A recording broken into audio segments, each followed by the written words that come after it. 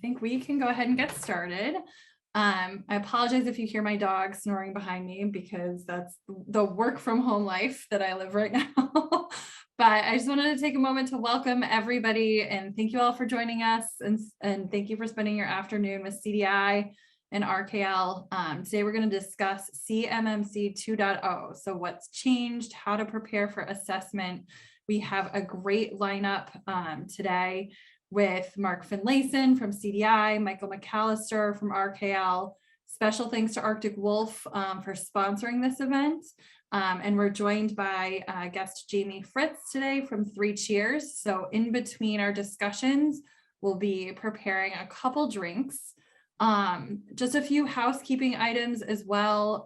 Audio, visual, you can feel free to come on camera. We'd love to see your face. We want to make this interactive and fun.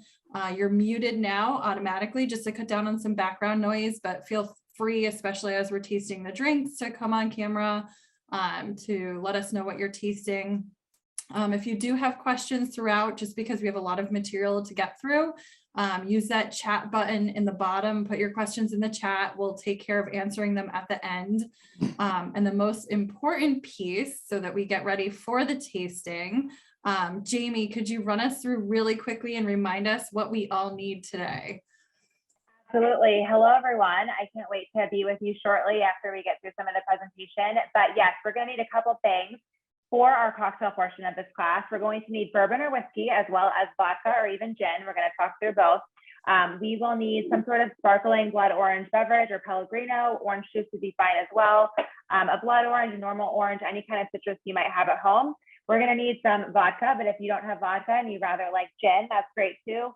Some elderflower lemonade or anything lemony, whether you have lemonade that's normal or sparkling lemonade, whatever makes you the happiest.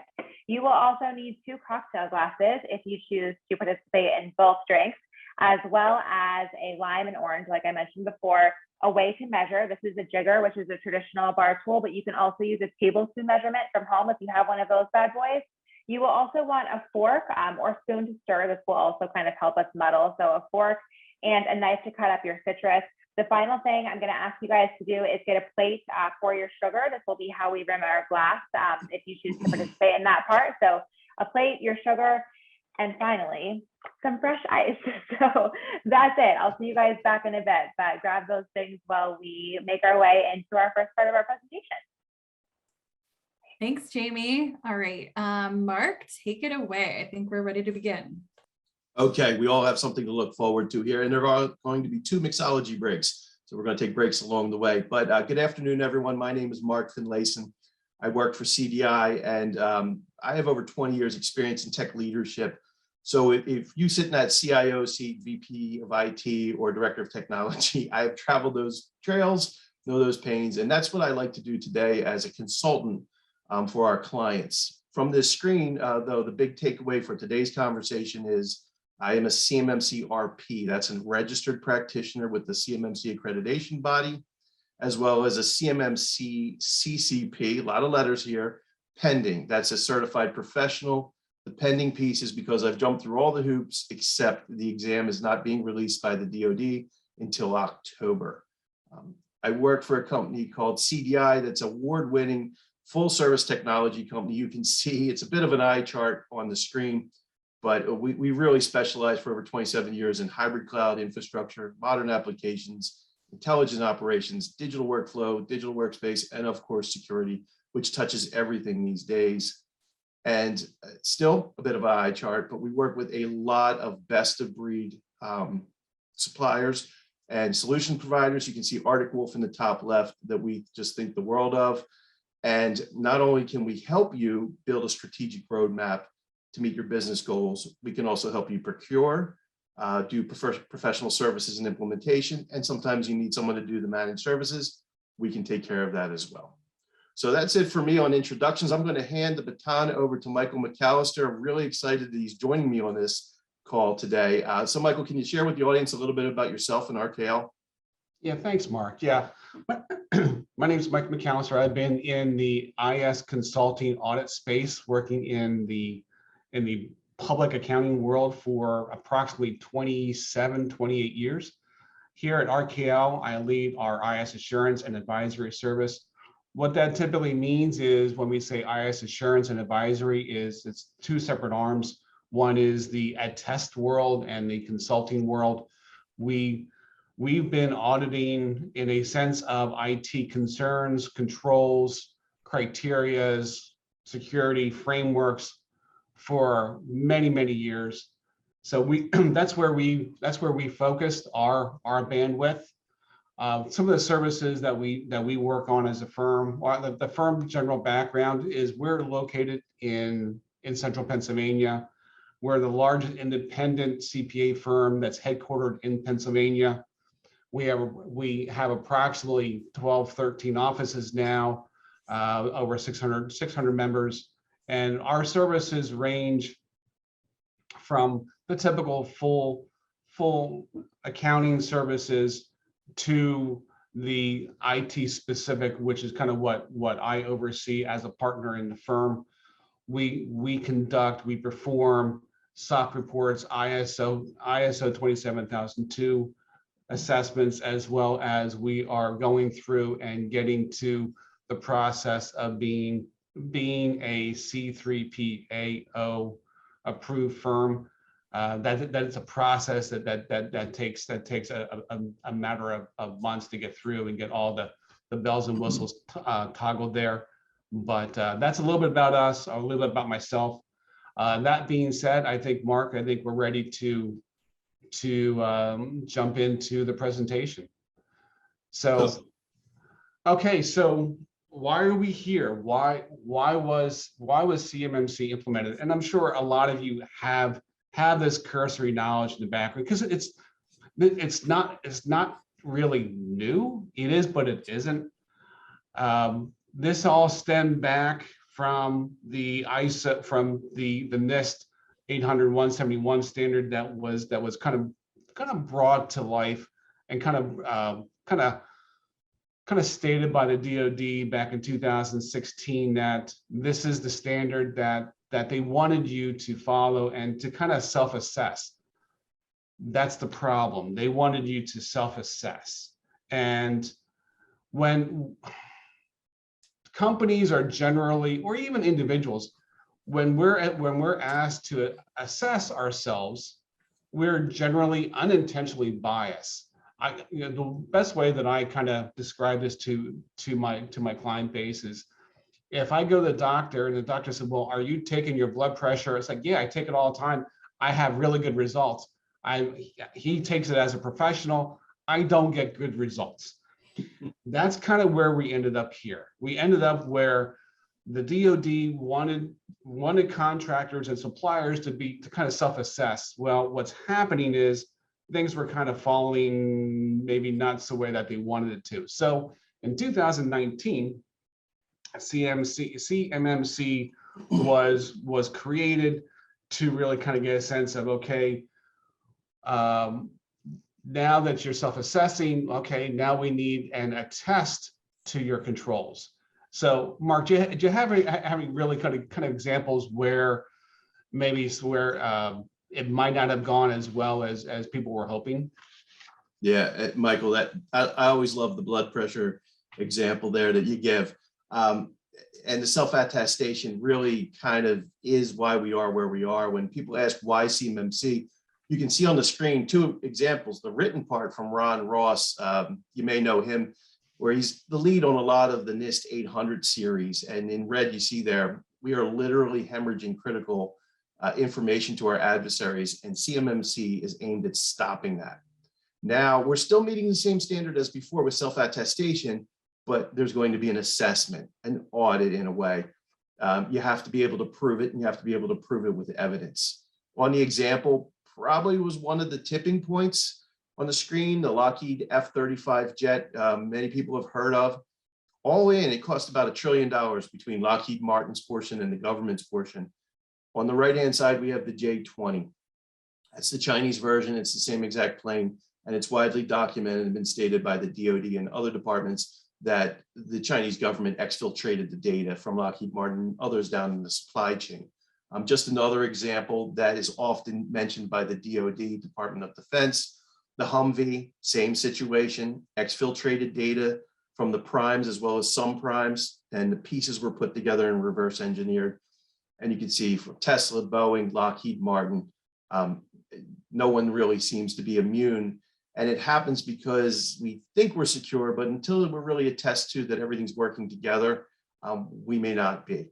So those are just some of the big examples that are out there, but there are thousands of them. And it really is a matter of national security and economic security. So Michael, with that being said, could you share a little bit more about who must comply with CMMC as of today?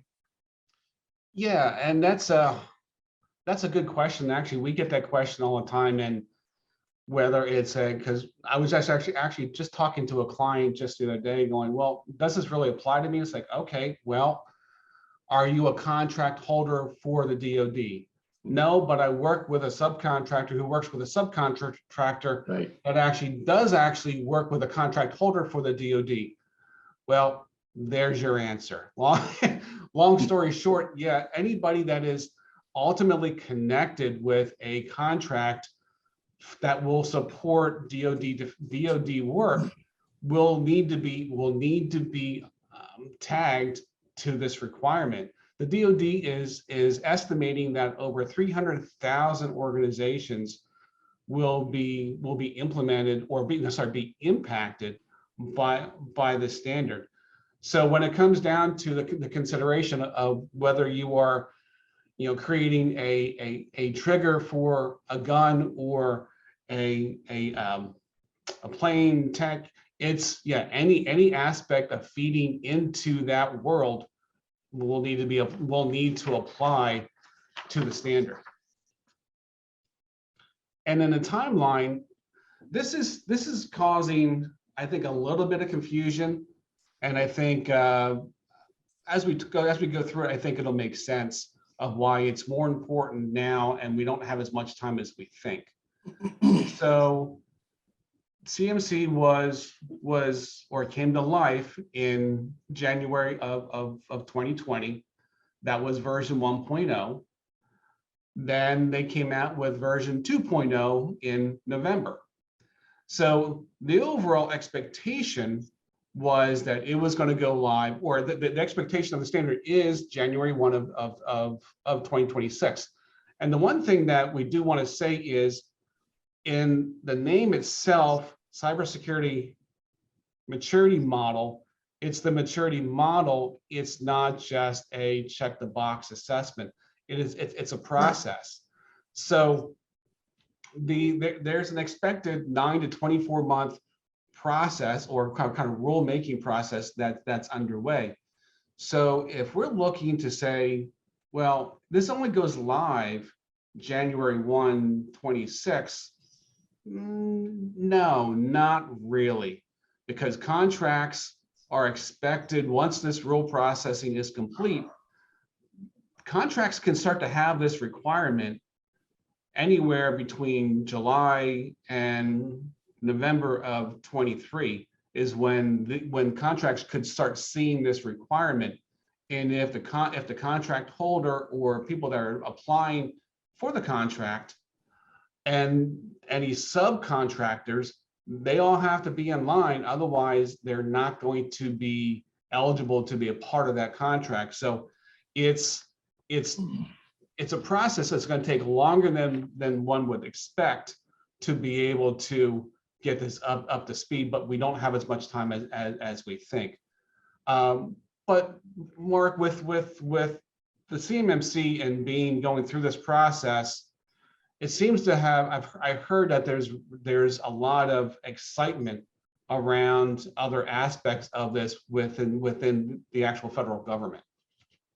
There is, and I can tell you, and some of the folks on the call, and I believe there's close to 150 attendees on the call in a wide range of sectors across the country. The Cyberspace Solarium Commission, you may have heard of, there was a big, about 2 years ago on 60 Minutes, they did a whole special on it. This is a bipartisan congressional committee, and we all know Congress can't agree on much bipartisan, but they agree on national security here. And in this report, you can Google it and find it yourself. It's free to see. They have specified that they are recommending that CMMC, that's birthed out of the DoD, the Department of Defense, is actually moved across the entire federal government and their supply chains. And in fact, the DoD has shared again and again that the Department of Homeland Security, Treasury, NASA, GSA, and others have already asked to be next in line for this. This is especially true with the slides I'm about to go to, where CMMC 2.0 really has moved back to just NIST. And we already are working with clients in the NASA and the GSA supply chains because they know it's coming. One more note here about this Cyberspace Solarium Commission. They also noted in the very next clause in the report that not only would they like to see it go across the whole federal government and strongly encourage that, they would like to see it become part of Sarbanes-Oxley, so including our publicly traded companies. So they believe they have the right model and it's here to stay. So let's talk about 2.0, because I imagine that's why a lot of people are on the call. I can also tell you we are 2 slides away from our first mixology drink break. And after we get through these 2 slides, we might need a little bit of a drink. But CMMC 1.0, as Michael said, came out in 2020 and it had 5 levels. You've probably heard that ad nauseum at this point. 2.0 came out November 4th of 2021, and it has been reduced down to 3 levels. And if you look at the color coding, what they really did was they took out level 2 and level 4, which were just transition levels anyway. Level 2 is where almost every client that we've dealt with over the last 2 years is. These are folks that have CUI, controlled unclassified information. They need to protect it at a higher level than level 1. If you're level 1, you just have FCI, federal contract information, and you have 17 practices and sub-practices that you have to work through. A practice is a control. With level 2, you're back to the 110 controls or practices that have been in this SP 800-171 for years, all the way back to 2016. And that was part of the pushback. If I come over here to 1.0 side, if you're looking at the screen, they took NIST, the 110 controls, but they added 20 controls on top called the Delta 20. And that's where there was some pushback. They also had other things of institutionalized maturity, and it caused quite a bit of pain. So the DoD said, all right, we're going to move it back to exactly what everyone has attested to in writing since December 31st of 2017. And that quieted everyone down because the DoD said, well, when you're documenting this to the DoD, that's a federal document. Either you weren't accurate or it's probably not that big of a problem. And it seems like they're all clear for takeoff. 2 more notes before I drop off of this screen. Triannually means that you would be assessed once every 3 years. So you'll have your initial assessment with the C3PAO, like RKL, and then every 3 years you'll have to be reassessed. Of course, the first one's the hardest one. And then after that, it's just a lot of weeding and feeding and making sure your policies are up to date. Those of you that have been following along carefully in the news, when this first came out in November, the DoD talked a lot about bifurcation of level 2, and you would be able to, some companies would be able to self-assess, if I'm circling it here on the screen. They have since walked that back in January, February, and March in their town hall meetings and other announcements. And they have signaled strongly, verbally, that if you are level 2, if you have CUI, you should fully expect to have to pass an assessment with a C3PAO going through the full steps.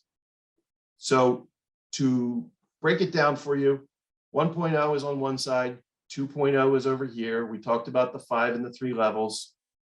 We talked about now it's just back to the same old practices that have been there since 2016. They've removed the Delta 20. Here was a pretty big one.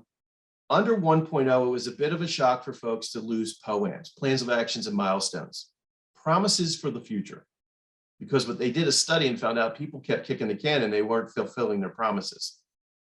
But in 2.0, they gave some wiggle room. And if you're familiar with the DoD's 1s, 3s, and 5s, and if not, just reach out, we can work with you and explain that for you. 1s and 3s, the day you go for your assessment with a C3PAO, you can have POAMs, but they must be closed within 180 days. The 5s you cannot POAM the day of the assessment. Of course, those are the ones that are more expensive and harder to implement. And we'll talk about those a little bit more in a few slides. They've reduced the institutionalized maturity. The documentation piece, there was a lot of misinformation back in November that documentation requirement was off the table. And that is not true. What it was in 1.0, everything had to be documented, every practice and sub-practice. In 2.0, you still need to do documentation based upon Appendix E and those NFOs. So check that out. It's really, you're documenting for most of the practices anyway. And again, we can help here at CDI on that piece. And then the phased rollout, Michael was talking about, it's actually going to be coming out faster in 2.0 than 1.0. 1.0 had a 5-year phased rollout. They were going to roll out so many prime contracts per year. And slowly, the last contract's going to leave the docks in 2026. But if you wanted to bid on a contract that had CMMC clause in it and you weren't ready, you'd miss out on the contract. In 2.0, and in quotes, this is directly from the DoD's website, you can go find it there. They're in the rulemaking phase and they expect to be done between this July and next year. And once that's done, they plan to start rolling out contracts much faster than the slower original implementation of 1.0. And the DoD has been stressing for 2 years, please do not wait. Don't think this is another thing that's not going to happen from the government. You should be doing these things anyway. You've attested to them already in writing. And it takes an organization 6 to 24 months to prepare for this assessment, depending upon your current complexity and maturity of your organization. So that's a lot of heavy information. I think we all need a break. So I'm going to pass the baton to Jamie at 3 cheers. I think we could all use a bit of a refresher before we come back for our second part. Awesome. Thank you. Welcome everybody to the cocktail portion of our event. That was a lot of info for me too. I'm like, whoa, I don't even know what's happening. But hopefully you guys do. So I'm here to talk to you guys about bourbon. We're going to start with our bourbon-based cocktail, really go big, go home, the first thing we do. So like I mentioned before we got started here today, there are a couple things we're going to need to make sure we have on hand. Our cocktail glass, of course, a fork or spoon. We're going to use this to muddle a few orange wedges. I have an orange here. You can use a grapefruit. You can use blueberries, even blackberries or raspberries would work. I love oranges because they're like magically citrus and sweet. I have some Maker's Mark, which is a bourbon whiskey. You can get any bourbon or whiskey, even a scotch if you feel like it, to participate in this cocktail, as well as something fizzy and citrus. So I have a Pellegrino here. There are a lot of things that could work. Before we go through making the cocktail, I just want to briefly tell you guys a bit about what we're using, right? So that we can best appreciate it. If you have any questions, you can put them in the chat as always. Let's talk about bourbon. It's one of my favorite spirits. My family distills bourbon. I've been drinking bourbon. I mean, I don't want to say from a young age because that would be scandalous, but there are some beautiful things that make bourbon unique, right? All bourbon is whiskey, but not all whiskey is bourbon. And I like to talk about those 3 points just so we best appreciate it. The first thing about bourbon that makes it unique is that bourbon is made of more corn than anything else. It has to be 51% or higher corn mash. Maker's Mark specifically is made from a soft winter wheat as opposed to rye, so it's even softer than your typical bourbon, but all bourbon has a higher percentage of corn than anything else, which to me gives it a little bit of natural sweetness and caramelization. Thinking of like cornbread versus wheat bread or rye bread, cornbread is always a little sweeter, right? So that's something we can expect from bourbon. The next thing that makes bourbon unique is that it has to be made in the USA. It is actually the #1 spirit of America. So that's awesome, where you know. People think it has to be made on the Bourbon Trail, which is Kentucky, which is where Maker's Mark is from, or Tennessee. But in fact, bourbon can be made anywhere in our country. But for that reason, we're never going to see Japanese bourbon, even though we're seeing a lot of Japanese whiskey. And that's a lot of times people's favorites. If you have a favorite bourbon or whiskey or scotch, I'd love for you to put it in the chat. It's always fun to see different varieties floating around. That bourbon always has to be made here in the USA. I think a lot of times we see it made in the South because the temperatures fluctuate throughout the year so dramatically, right? Like in a day, you can have 20 degrees and then 70 degrees, but over the year, temperatures fluctuate really widely compared to other parts of the country. And those fluctuations allow the barrel that is aging the bourbon to contract and constrict, gives it a lot more complexity. I also love wood for reserve Steve. Yes, good idea. Anybody else have any faves? Come on. I love Blanton's, can't find it. If you can find it, let me know where, and I'm gonna come there immediately. But there are a lot of great ones out there. So yes, 51% or higher corn, made in the USA. The final thing that makes bourbon unique is that it is aged in a barrel that is only used one time, right? That barrel is used brand new and first spanking new for the bourbon. And because of that, we get a lot of the wood sugars from the barrel. That barrel, once it's aged bourbon, can be used for many other things like aging whiskey or aging red wine or Kentucky bourbon barrel ale beer, even rum sometimes. But it has to be new to aged bourbon. That's not the case for whiskey. And I think that's the most sort of impactful thing that makes bourbon unique in addition to that corn percentage. So those are some things to appreciate about bourbon. We're going to put together a very simple cocktail. It's one of my favorites, especially as we get into the warmer weather, because even if you're someone who's used to drinking bourbon just straight or on ice, you're going to think this cocktail is great for maybe the daytime or by the pool. It's an approachable drink for those who love bourbon and for those who are saving it perhaps for a more intense time in life down the road. So the first thing we're going to do is we're going to take our orange. We're going to get a little bit of the rind off the orange. And the reason we're going to do this is because the aromatics from our orange live in the oils of this delicious rind. We're going to utilize those aromatics to set the stage of flavor for our drink. So we're going to take our rind, we're going to run it along the rim of our glass. And just like that, we're releasing the aromatics from the orange, giving ourselves kind of a stage. Ooh, see, it's really, really delicious smelling, right? I love to use citrus to sort of set the stage for flavor anytime I'm making a cocktail, because you may or may not realize that your scent is 70% related to your taste. So smelling those orange aromatics are going to give you an even brighter taste when drinking this drink. So that's the first thing we're going to do. If you want to take the bonus step that I'm about to take, please do. I'm going to get one of these little wedges of orange and I'm going to muddle it into the bottom of my glass. And the reason I'm going to do that is because I love the opportunity to talk about the impact that muddling fresh fruits or herbs makes on our cocktails. It's a really easy way to not only incorporate something fresh into your drink, something seasonal, but also to elevate a cocktail from home. I think that muddled fruit really goes a long way because, like I mentioned earlier in this class, if you have a fruit that has both sweetness and citrus properties like orange or blueberry or strawberry or grapefruit, then it's the only thing you need to make a balanced drink. Honestly, my favorite drinks across the board are muddled fruits, my spirit of choice, and sparkling water as a floater. So we're going to just take that as a practice. This is a little bit of blood orange. I'm going to get one of those wedges, maybe two if I feel crazy. Use my fork. I'm just going to naturally muddle some of the juice out. That's going to get the fresh component kind of incorporated into my glass. And don't forget, you can do this with anything: blueberries, raspberries, apples, if you really kind of get the muddling on. Pineapple is delicious muddled into the bottom of your glass. Once we have the muddled fruit and the citrus on the rim, we're going to get some ice. We're going to get 2 ounces of bourbon or whiskey, whatever you choose. I'll give you a little bit of a trick or tip. If you're using one of these babies, this is pretty much 2 ounces. But if you're using a larger bottle, we're going to measure those 2 ounces by either using 2 large sides of a jigger or 4 tablespoons from a kitchen measuring tool. The other thing that you can keep in mind is that if you've had like a day, like say, for example, you're ready to like drink the whole liquor cabinet, then you do not need to measure. You just pour as much as you want to in, as long as you can still retain the next parts of this presentation, because I saw a preview and there's much more to come. So we have to get the lid off somehow. This is always my biggest struggle.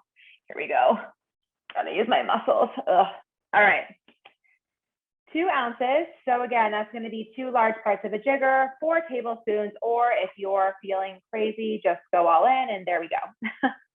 Once we have the bourbon, you guys can give it a nice little twirl, a nice inhale. Again, noticing there's caramel, vanilla, those sweet notes that come from bourbon is really unique compared to whiskey. But maybe this is a little too strong for you. It's what, 4:25 on the East Coast? A little early for a proper bourbon pour. So we're going to lighten it up with our sparkling Pellegrino. We're going to do 3 counts, which is about 3 ounces. To do 3 counts, we just go 1, 2, 3. And just like that, we've brightened it up. We've added some sugar, some citrus to balance the spirit. Also, we've added carbonation. And anytime you drink something carbonated, it's going to hit your blood a little bit faster than non-carbonated. So if you ever just really need a drink very badly, make sure that you drink something carbonated alongside it. I also say the same for coffee. I'm just like waiting for carbonated coffee to come on the market, so it hits me as fast as possible. Once you have your Pellegrino in with your bourbon, with your muddled orange, we're just going to take our fork, give it a nice little stir to combine, give each other a cheers, take a sip, see how we did, and then we will pass it back to Mark. So everybody, cheers, cheers, cheers. Cheers. Super happy to have you all. Happy Thursday. Great time for a drink. Yum. You can still put your favorite bourbons in the chat or questions. There's no time too late. It's delicious, right? Super bright, super festive. Yum. Dangerous. Okay. We'll be back later for a vodka or gin-based summery lemonade vibe. So stay tuned. And until then, Mark, back to you. Jamie, thank you so much. I'm going to have to pace myself to make sure my content is accurate the rest of the way. So, but I greatly appreciate that. So picking up where we left off, everybody wants to know, how do I pass CMMC? And here's the workflow. This is not me creating this. This is right off of the DoD and the CMMC accreditation body's website. Starting with the end in mind, this is what everyone wants. They want the logo, whether they want it for a competitive advantage, you just need to check the box, or they also want to prove their due diligence and cyber maturity. To get the logo, working backwards, you have to pass an assessment. And I would argue that an assessment's harder than an audit, because you actually have to prove that all the pieces work together and you have the evidence in place. And that's where RKL comes in. They're working towards being a C3PAO and assessor. One note, the company, your company, has to pay for the assessment. The government is not paying for the assessment. The DoD is not paying for it. So when you cross this line, preparing for the assessment, you really want to make sure you're ready so you don't have to go back and pay for a second time. So RKL is in this space, and that's why we're doing this presentation together, because complementary CDI is in this space over here. The first one is defining what level you're on, level 1, 2, or 3. That's pretty easy. If you have CUI, you're level 2. If you're FCI, you're level 1. The DoD has said less than 1% of companies are going to be level 3. You are encouraged strongly by the DoD to do a full gap analysis, and I would argue if you don't, you are just not going to pass your assessment, because a lot of times people will do their gap analysis in-house and say, oh, I did the 110 controls. Did you do the 320 sub-controls? And they look at you with a blank stare and say, I don't know what that is. Did you do the NFOs? Again, blank stare. So you really want to make sure you do a robust gap analysis. CDI can help with that. You can go work with other companies to do that. And then from there, you have a very large to-do list of things that need to be remediated, policies that need to be written, procedures, training, and quite a few technical solutions probably that need to be implemented. That's where CDI really shines here at this third stop in the railway here. Because when you have all of those technical solutions that need to be implemented, we can provide all 110 of them. We can be your one-stop shop. So again, identifying your level, doing a gap analysis, whether it's internal or having someone do it for you, sealing up all those gaps. And then when you are sure you're ready and you have your objective evidence, you cross that line over to a C3PAO and have your assessment. And then from there, they have to attest to the CMMC accreditation body, who does a final review, and then you get awarded. Again, that's good for 3 years, and then you have to reassess again. So it is continuous improvement. Taking a look at it just a little bit differently of what to do now. You want to know your level, do your gap analysis, figure out where you fall short, and start collecting your objective evidence. You've heard me say that about 3 times. This is really like doing an ISO 27000 kind of assessment. You're going to need at least 2 pieces of objective evidence. They can't be in the same form, and it's going to be up to the assessor's choice, meaning you're going to have to prove for all those controls and sub-controls that you're doing them, not just tell a really good story. So these are the things to do now. And again, the DoD has really been sounding from the rooftop since 2020 that it's going to take 6 to 24 months for most organizations to get ready, really start to prepare now. So Michael, could you just talk a little bit about the normal blocking and tackling, the technical controls that organizations need to prepare for their assessment? Yeah, thanks, Mark. And really to kind of spin off of your initial comment there, or your last comment, it's the assessment really comes down to, we always say when we assess or audit, inquiry is never enough, or it's not always based Right. upon a policy.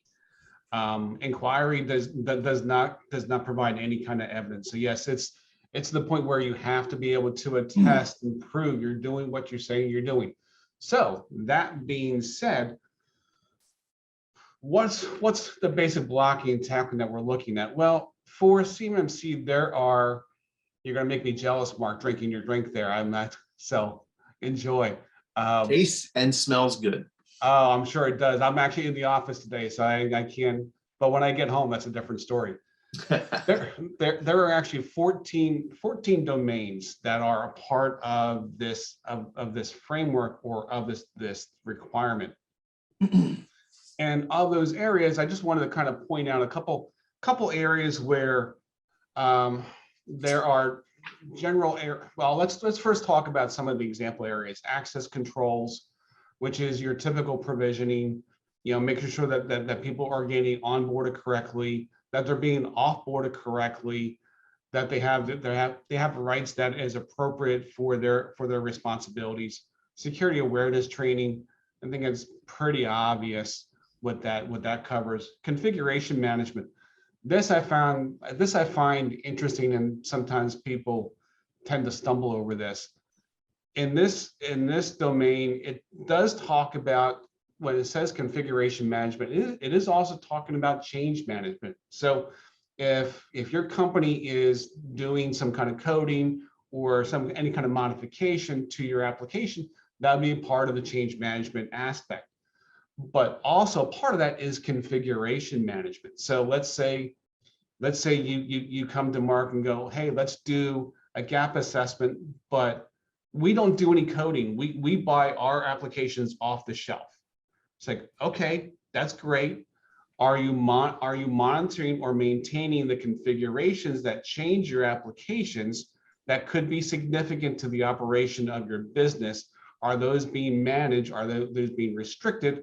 Are they being watched, to be monitored, i.e. configuration management? Sometimes that doesn't always come to light, to think that people should have controls around that. A good incident response policy. When I talk to clients about incident response, they go, well, wait a minute, we have that covered. It's like, okay, well, show me where you have it covered. Well, they show me their BCP plan, their business continuity plan. It's like, okay, a BCP plan is not necessarily an incident response plan. An incident response plan is not necessarily a BCP plan.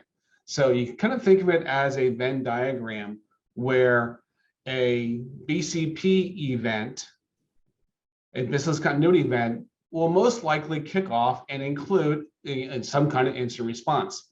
It's incident response, which is typically around security. A breach doesn't necessarily mean there's a business continuity concern. So they're a little bit different. So, and there is a very specific domain for that. So, and then we're talking about media protection, again, making sure that your data is where it needs to be, personnel security, physical protection. And the one thing that I want to talk about probably the most here, and where I see a lot of companies stumble, is risk assessment. Because companies, I mean, you're used to making something, you're used to producing something or providing a service. Typically, it's not a concept that comes to front of mind of, oh, I need to assess the risks around my IT environment, around our processing, around our operations, around our manufacturing process. How do I know what are the threats that could jeopardize the production or where the data may sit? That's really what a risk assessment is talking about here. They're talking about, how do I assess what could impact my data, my operations? You want to make sure that you're spending the time and the money and the resources in the right place to address the risks.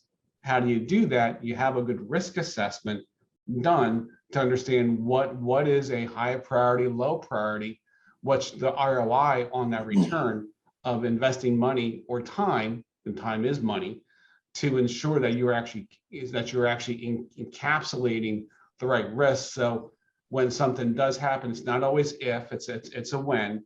When something does happen and you have to, hopefully not, but implement your incident response plan, that you're able to minimize the impact because you did a proper risk assessment. So again, there's 14 different domains, and we certainly could talk. I could certainly talk about on an hour on all the actual nuances of these controls, but I think you need way more drinks than just the one that's sitting in front of you to actually go through that with me.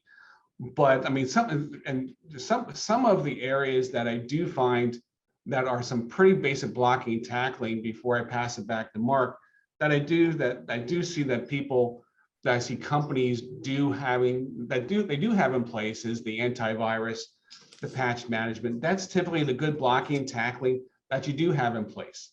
The MFA, which is a new term over the past year or two, and boy, it has that taken off. Multi-factor authentication, and that's going to be a way of life, I think, going forward until the next new thing comes around. So just some of the things we do have in place, but there are some things that might not be coming to light that you might want to consider going into this, or that you'll need to consider as you start to go down this road. So, Mark, what are some of the challenges that customers might be seeing here beyond the basic blocking and tackling? Yeah, Michael, and you're spot on. When we go into engagements with clients, and it's long engagements, and you find that they have the blocking and tackling to a certain degree, but they might need it deeper or wider or more refined. Areas, though, where they tend to struggle and are three big hurdles you can see on the screen here. First and foremost, how are you protecting that CUI? That's a very heavy lift in CMMC and NIST 800-171. You need FIPS level 140-2 encryption end to end. How are you doing that? You have to be able to prove that. There are multiple ways to do it. Easier ways to do it is you use a solution, you implement it, you write policies and procedures around it, and you are able to prove it. That's not the only way, though. You could build out very creative enclaves and ensure that the proper controls are around and document your middleware. So there are multiple ways. That's usually the first heavy boulder, as you see the graphic on the screen. The second one is, where is my CUI and FCI? A lot of organizations have been in the DIB, the Defense Industrial Base, for decades. It's like everywhere. They lost control of it a long time ago. They're not exactly sure where it is, who has access to it. There are tools that can help identify and run across your network and identify where it is and give you dashboards and levels of confidence and who has access to it. And it really helps to harness it in and then avoid creep of that CUI and that FCI going outside of the bounds. A good point, a good note there on that second bullet, if you do buy a solution there, without naming names of products, almost always those solutions have great side benefits of helping you find other PII or PHI or HIPAA information or credit cards or social security information within your organization. So there's a side benefit to that. So those are two big lifts. And then the third one is really a challenge, which is log aggregation or overarching telemetry within your whole organization. If you're familiar with 800-171, if you're really facile with all those practices, a lot of them speak to that. And it's not like, well, I have manual logs and I check them every once in a while. You need to be able to have all those coming into one pane of glass, be able to react, because if anyone has ever been through ransomware or some other kind of threat event, time is everything. And when it's the government's data that's being exfiltrated, you have to be able to prove that you can react in a timely fashion. This is where a tool like Rkl, today's sponsor, shines. And that's why we asked them to be a sponsor. They have been all in on CMMC since its beginning. And their products speak to 50% of the 110 controls. So 55 of the 110 controls, Rkl solutions either meet or support. That's a pretty big thing. And having worked with clients now for over the last 2 years on CMMC, since CMMC came out, once they get solutions or figure out how they're going to handle the 3 bullets that we see on the screen and I just covered, you can just feel the pressure come off of them. They're like, okay, I can deal with the MFA and the mobile device management. We know we got to write a lot of policies, but figuring out these big 3 really is when they start to see the light. So, went quickly. We are ready for our second mixology break. I've only taken 2 sips of my drink because I'm afraid I'm not going to be able to finish. So let me unshare my screen and give the talking stick back to Jamie. All right, everybody. Yes, I know we don't have too much time, so I'll speed through this one. But I wanted to quickly talk about our summer lemonade. I call this East Side Lemonade, and it means you can use anything from vodka to gin. We're using vodka today, and this is Tito's. It's Texas-based, and it's corn-driven, so it's gluten-free and natural, triple distilled, so it's supposed to taste like nothing, right? Vodka is always supposed to taste like nothing. That's the point. That's why I ruined it for myself in college. But if you are sort of looking for another spirit that tastes similar to vodka but like something, I always like to mention that gin is a wonderful alternative. And people are always like, oh, I don't like gin, I only like vodka. But what you might not know is that they're actually the same thing. They're made the same way, of the same product, whether corn or wheat or something sort of simple and bland. It's just that gin is flavored. So if you think you don't like it, you might not have found one that suits you, right? And there's a large scale, all the way from like super junipery, London Dry, Bombay Sapphire type gins, all the way to gins that are made with cucumbers and rose petals like Hendrick's. So gin is a wonderful thing to use for this cocktail, or vodka. The reason that I picked this one is because it kind of gives you guys a baseline for any cocktail, full stop. And what I mean by that is you can literally make any cocktail delicious if you have a spirit of choice that you like, 2 parts, right? So 2 ounces, and then 1 part citrus and 1 part sweetness. And that applies to anything, margaritas, cocktails of any variety, gimlets. As long as you find complementing citrus and sweetness, you're going to have a beautiful cocktail, whether that's lime and lemonade, whether that's cranberry and lime, whether that's apple cider and lemon. You know, there are all sorts of delicious varieties that you can utilize. But let's go ahead. So the first thing we're going to do is we're going to cut our lime into wedges. We're going to need 4 of those bad boys. So grab a knife, grab a cutting board, cut your lime into wedges. We're going to need 4. Once we have our wedges, the first thing we're going to do is rim our glass with sugar. And I love to talk about rimming the glass of your cocktail because it really sets the stage for flavor. What I mean by that is if you rim the glass of your cocktail with sugar, those sweetening notes from the drink are going to be the first thing that hits you. If you rim your glass with salt, the citrus notes are going to be the first thing that hits you, right? And you can rim your glass with so many different items. Tahini is one of my favorites for a little spicy kick. Chipotle, black pepper, you can mix cinnamon sugar and black pepper. There's wild things that you can do, but people often only think about rimming their margaritas with salt, and you can rim all cocktails with a variety of different things. So we're going to just showcase the importance of that, or the relevance of that, by grabbing our lime, getting a little juice on the rim. We're going to take that glass and we're just going to run it in our sugar on our plate. And just like that, I feel like we've done something special for ourselves, especially dating back to the beginning of the pandemic. I would always do this to my cocktail glasses and like theme my evenings to make something special and memorable. But I kind of carried it through because doing something like this at home makes the cocktail feel more special. So we have our sugar rimmed glass. Next, we're going to get our ice in the glass. Oops. A little bit of a man down there. Put that to the side. More ice. My husband would call that a wounded soldier, and he would make sure that we drink it anyways. All right, so we have our ice. We have our sugar rimmed glass. We're now going to take our vodka or gin. We're going to do 2 ounces, which you know is the whole thing. So we're just going to pour this sucker in. Very, very clean. Shouldn't taste like much. We don't really need to do the aromatic experience with this one because it's supposed to taste so clear and pure. We're going to do our 2-part sugar and our 2-part lime. So starting with our lime, we're going to get our 2 wedges squeezed in.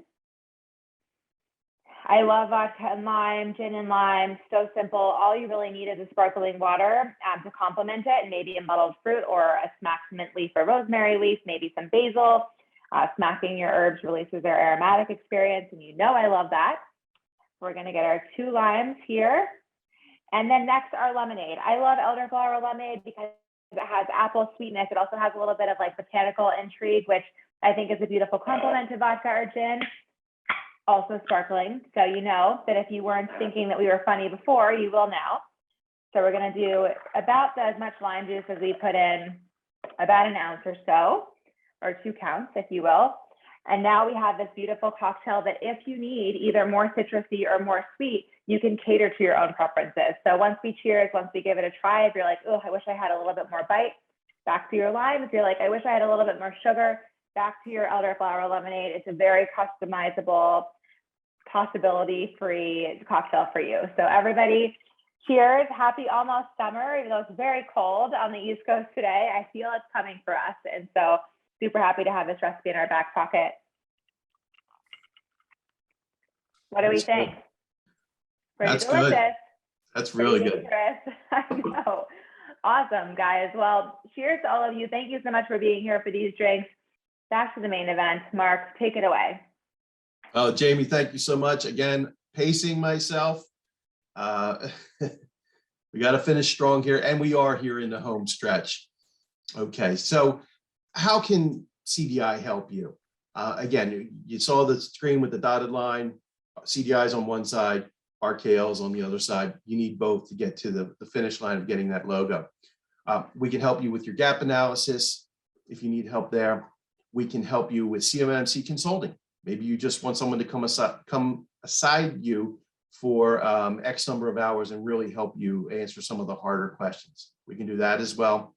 And then, as I mentioned before, with the technical solutions, CDI does all 110 of those controls and has been doing those. We didn't just spin this up because CMMC became official 2 years ago.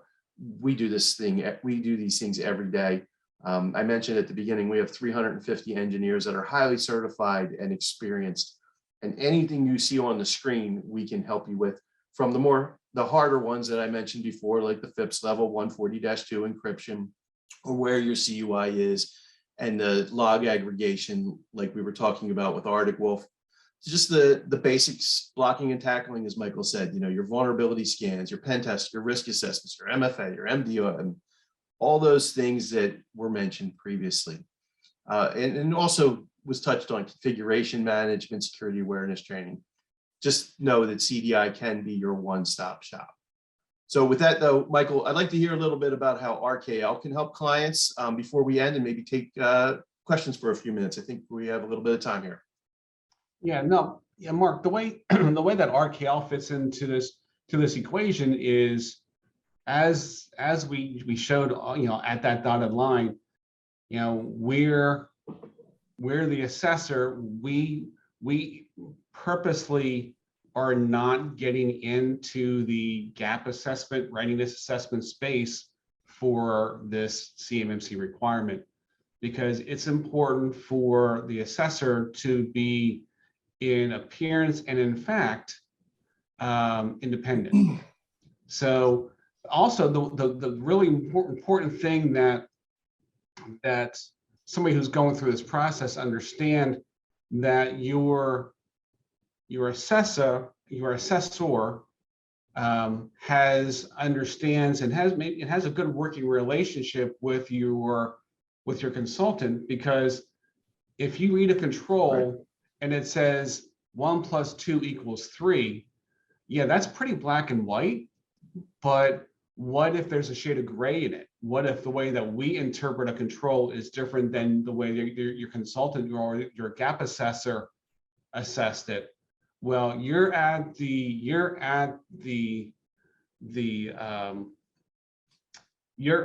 the assessor's requirement for that conclusion. So you don't want to spend money and say, okay, yeah, we've done a gap assessment, we're done, here you go, assess, and we'll go, wait a minute, we read this way. So it's really important that your consultant and your assessor, they're not working together, but they have experience together, that they're able to say, yes, 1 + 2 = 3. And that's how we fit into this space. We don't have all the bells and whistles that would support this as CDI does, nor should we, because we're actually looking at it from a standpoint of, specifically for CMMC, we are here to make sure that you are complying with the requirement.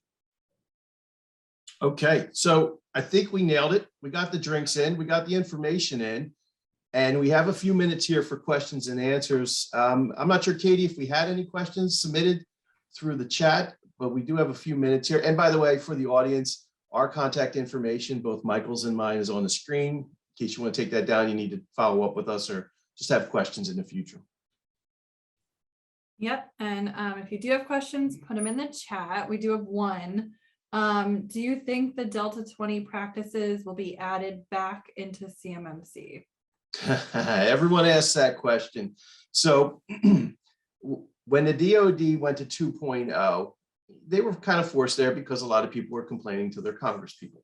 And they said, okay, we're going right back to NIST 800-171. It's been there since 2016. No one can complain anymore because you've been signing off on that.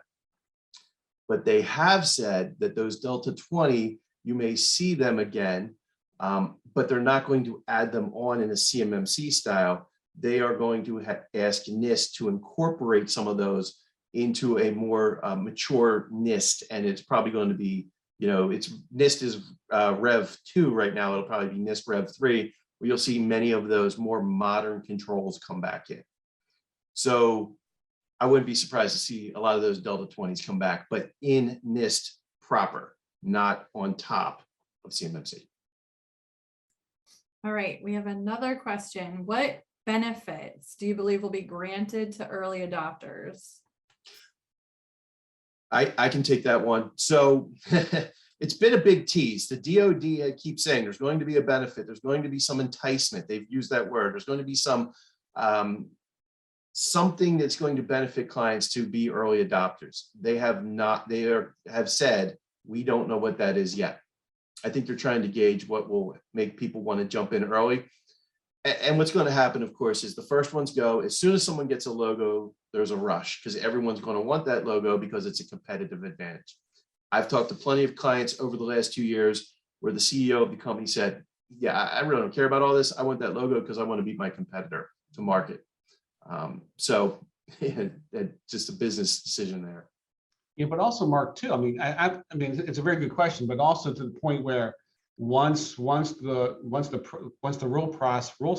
rule setting process ends, being an early implementer is going to be able to engage you when contracts start rolling with the requirement. Correct. That you can play in the space. So is there another benefit that they might provide?